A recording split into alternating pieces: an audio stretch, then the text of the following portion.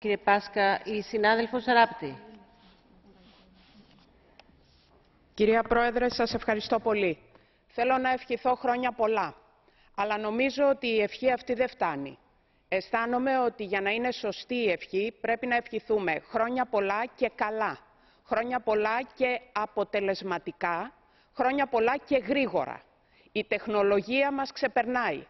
Μέχρι τώρα δίνουμε όλοι το παράδειγμα της επιτυχίας αναφερόμενη στην ενιαία αγορά, όταν μιλάμε για το πόσο φτηνά πια μιλάμε στα κινητά μας τηλέφωνα, και αυτό είναι ένα επίτευγμα της ενιαίας αγοράς.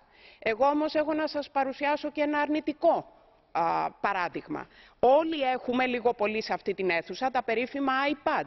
Εάν όμως το iPad αυτό, την έξυπνη συσκευή, την έχεις αγοράσει, παράδειγμα, στο Βέλγιο και πας στο Ηνωμένο Βασίλειο ή σε ένα άλλο κράτος μέλος όταν σου παρουσιάσει κάποιο πρόβλημα, η απάντηση είναι πηγαίνετε στη χώρα που αγοράσατε τη συσκευή αυτή.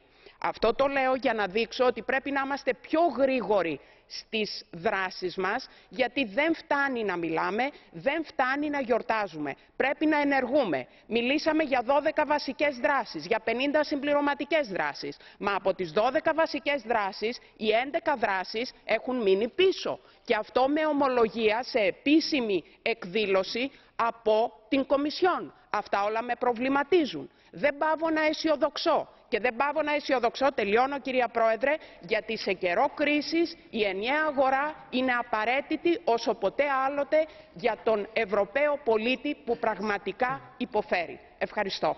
Σας ευχαριστώ πολύ και παρακαλώ να τηρούμε το 1 λεπτό για να μπορέσουν να πάρουν όλοι οι συνάδελφοι το λόγο. Η συνάδελφος Irigoyen, παρακαλώ.